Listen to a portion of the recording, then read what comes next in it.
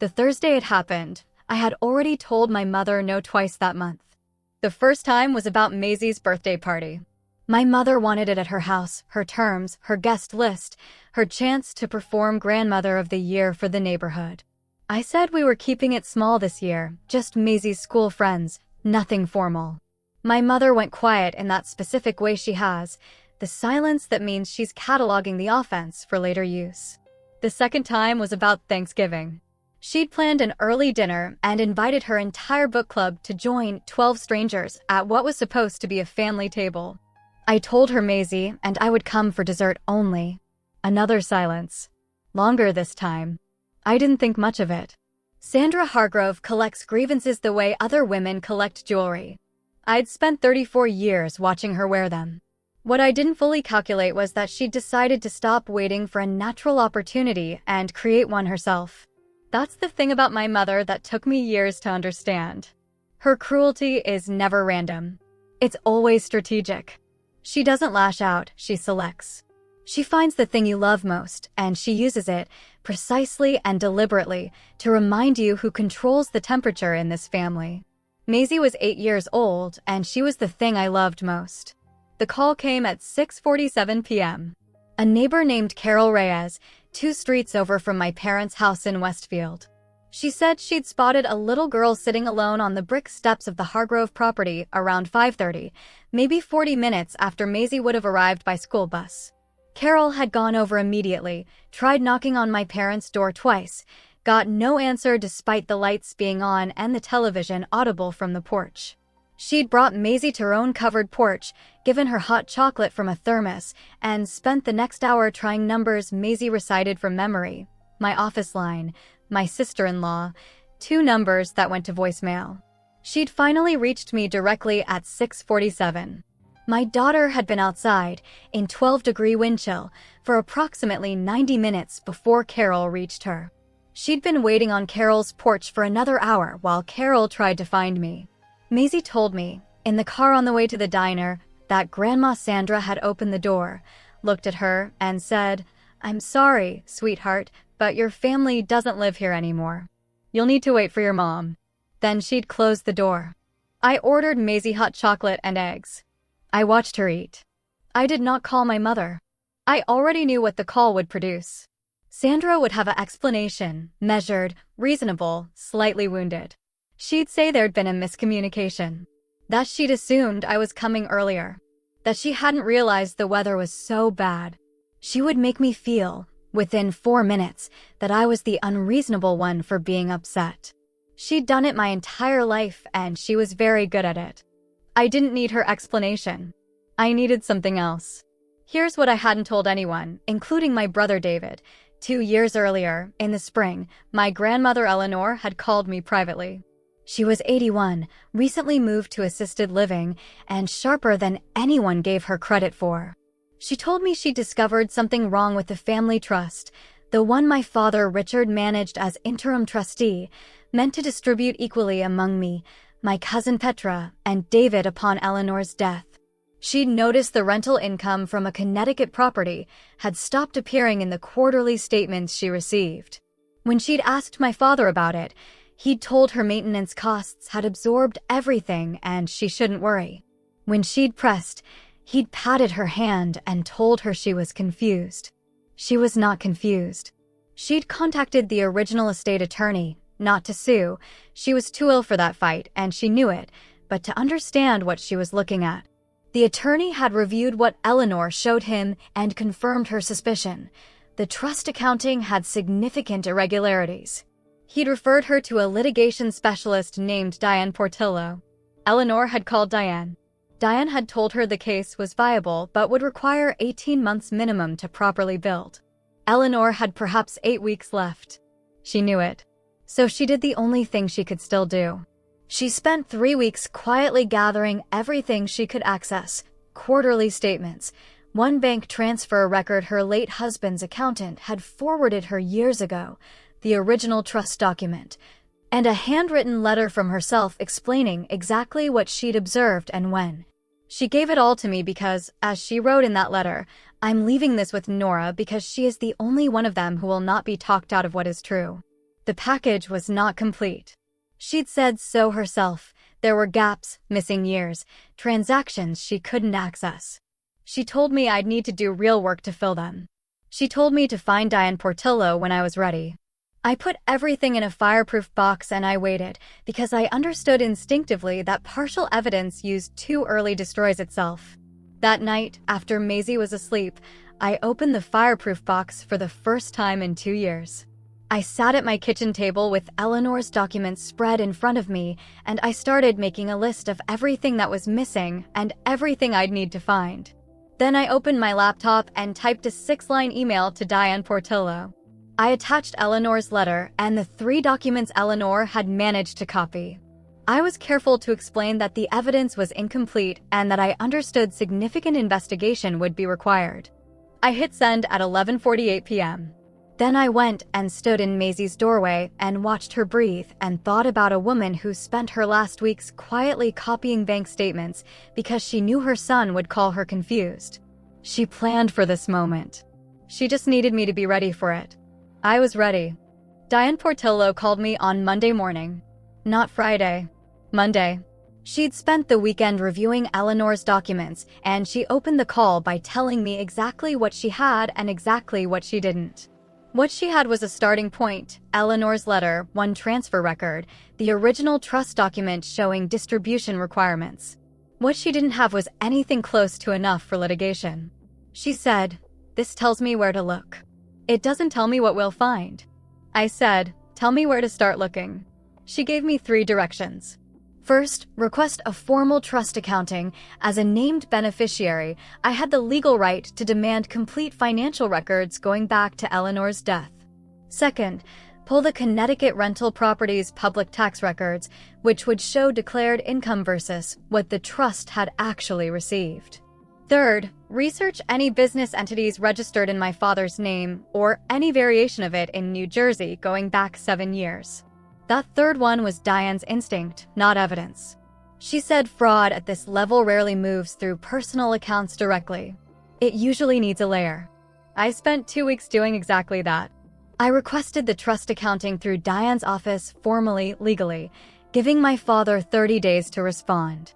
I pulled the Connecticut property tax records myself through the town assessor's website, cross-referencing declared rental income against what Eleanor's quarterly statements showed. The gap was significant, but not conclusive alone. The business search took longer. My father's full name is Richard Warren Hargrove. I searched variations R.W. Hargrove, Warren Hargrove, R.W. Property Services, anything adjacent. Nothing obvious. Then I tried his middle name alone. Warren, combined with words like maintenance, property, services, consulting. On a Thursday night, 11 days into the search, I found it. A company called Warren Property Maintenance, LLC, registered in New Jersey in 2017, listed under a residential address in a town 40 minutes from Westfield. The registered agent was a man I didn't recognize. I sent it to Diane at midnight with one line, "I think this is the layer." She called the next morning and said, "It is." Her investigator spent 4 days connecting the registered agent, a retired acquaintance of my father's, to the LLC, and the LLC to invoices filed against the trust account for maintenance services on the Connecticut property. Services that, when cross-referenced against the actual property management company my father had separately hired, had never been performed. My father had been billing the trust for work that didn't exist, paid to a company he controlled, for 6 years. Total diverted, combined with redirected rental income and the proceeds from a New Jersey commercial lot sold in 2021 without beneficiary notification, Diane put the figure at just under $490,000. I called David before we filed anything.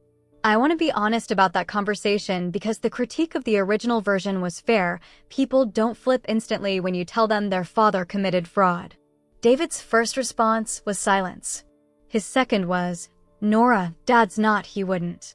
His third was asking if the documents could be misread, whether the LLC could have a legitimate explanation, whether Eleanor might have misunderstood what she was looking at.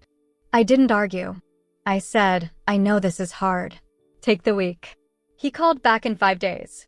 He'd done his own research, pulled the LLC registration himself, found the same registered agent, checked the property records independently.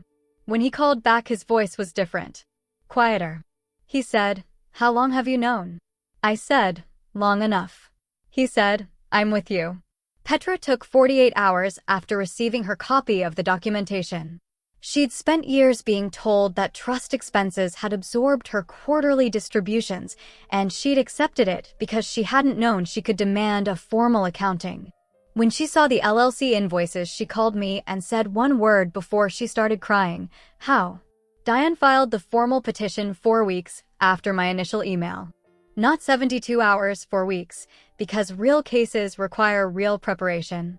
The petition demanded complete trust accounting, triggered automatic legal notification to all beneficiaries, and named the Warren Property Maintenance, LLC, as a subject of investigation.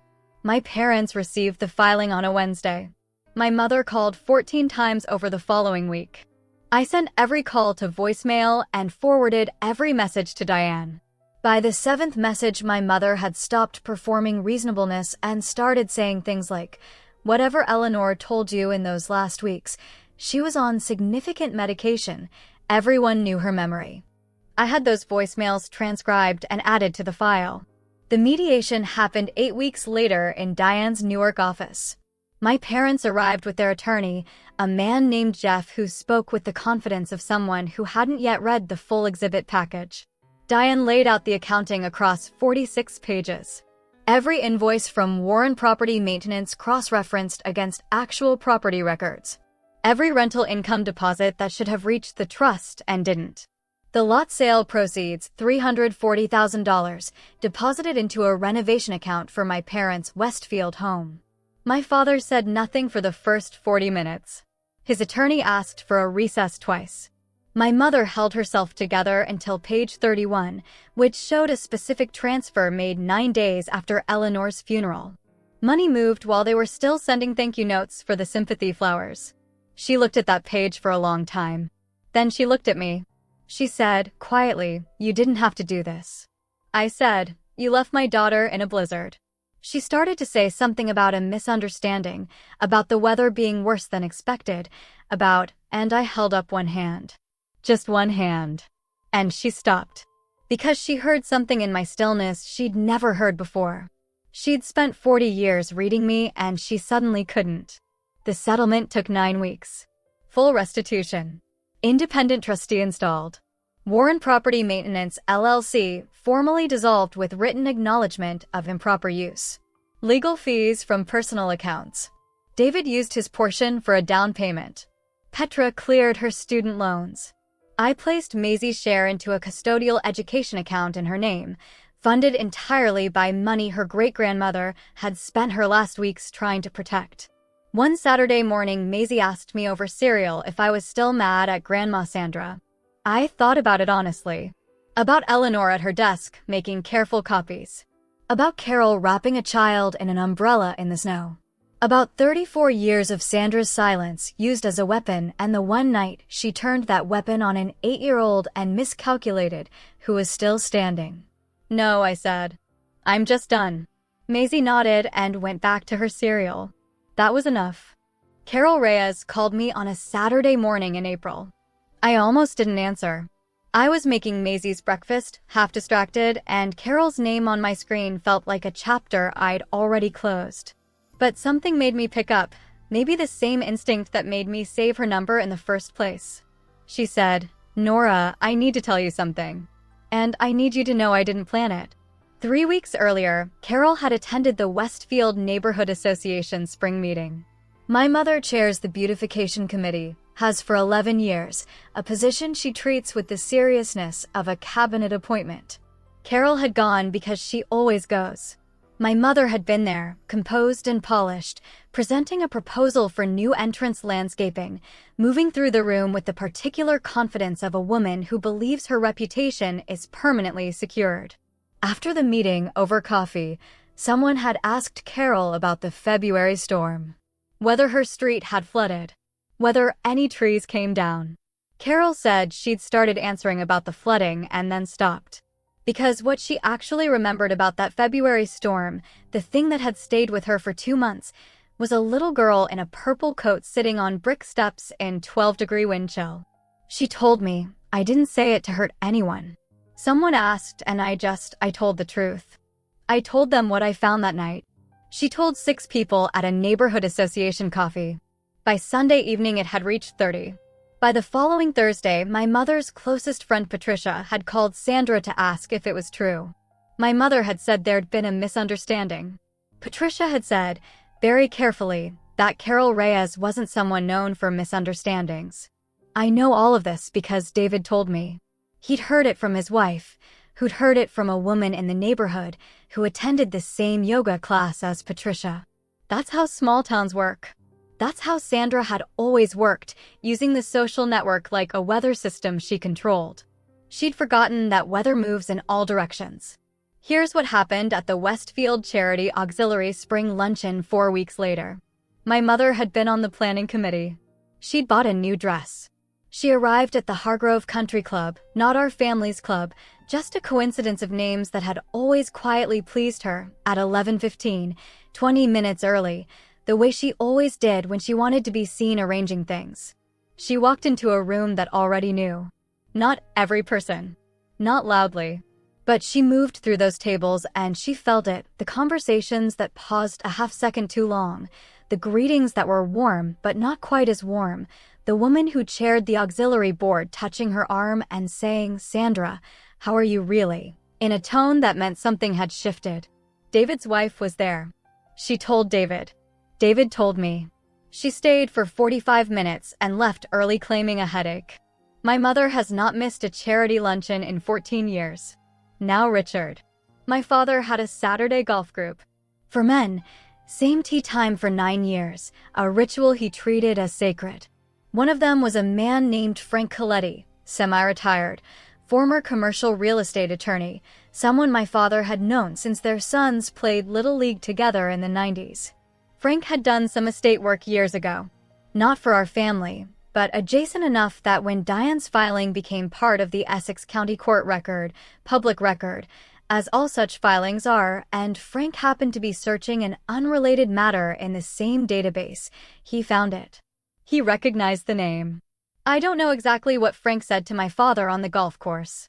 I know it happened on a Tuesday morning in early May because David told me my father canceled his afternoon and came home and didn't leave the house for 3 days.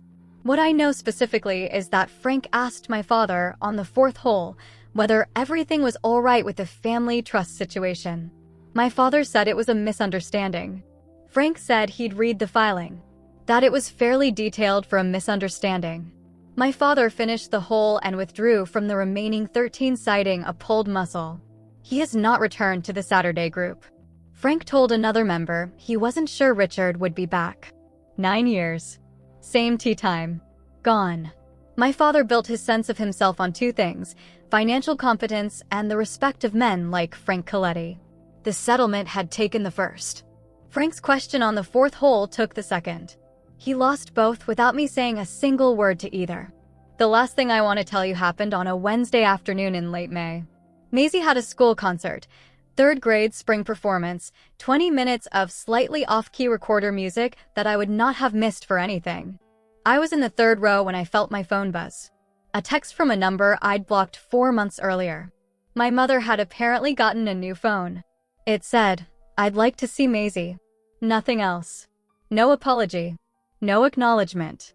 Just the assumption that access was still available, that the door was cracked, that Sandra Hargrove could decide when the consequences were finished. I read it once. I turned my phone face down on my knee. Maisie walked onto that stage in a yellow dress she'd picked herself, and she found my face in the 3rd row immediately, the way kids always find their person, and she smiled so wide it looked like it might hurt. I did not text back that night. Or the next day. On Friday morning, I had Diane send a formal written communication through the estate matter, noting that any requests regarding my minor daughter should be directed through legal counsel. Not angry. Not cruel. Just a door. Closing. My mother had spent 40 years deciding who belonged inside her house and who stood outside it. She finally understood what that felt like. I didn't need her to apologize. I didn't need her to understand. I didn't need anything from Sandra Hargrove that she was capable of giving. Maisie played her recorder concert and found my face in the crowd and smiled like I was the only person in the room. That was enough. That was everything.